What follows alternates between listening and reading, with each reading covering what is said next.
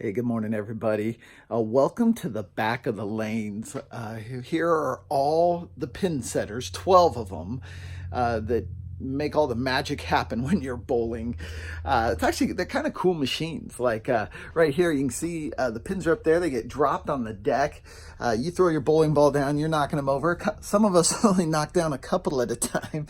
But then this little kick plate down here kicks them to the back, and then they get rotated up in this drum back onto that arm right there that puts them back out and sets them up again. And thanks to the hard work of a gentleman who came out from the state of Washington and spent like 5 days here, machines number 12, 11, and number 10 here are fully functioning. Number 9 is just missing a couple of parts. But then after that, things get a little dicey. Starting here with 8, we had to pull parts in order to get those first few machines working. And we're waiting on parts for 8, 7, 6, and 5, which are all still okay, but need some help. After that, we get down here to number 4, and I'll tell you, 1, 2, 3, and 4 need basically to be pulled out and replaced. And so we are trying to find some parts with bowling alleys around the area that have similar machines. But pray for those parts. And this was fun. It's funny to ask for that, right? Like behind us, we have this wall of motors and things that mean absolutely nothing to me, right? But it's funny to ask someone to pray for these things, right? To say, hey, pray for this. To think that God cares about pin setters, right? But he does. Like in such a weird way.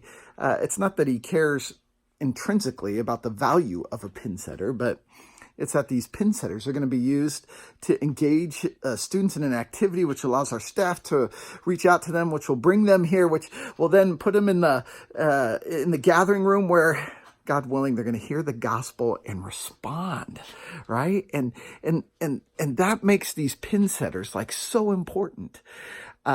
And it just got me thinking about, like, if God cares about pin setters, how much more does he care about his children, right? Jesus said the same thing. Like, God knows about every sparrow that falls to the ground, this tiny little bird that drops down, and God knows how much more does he care for his children.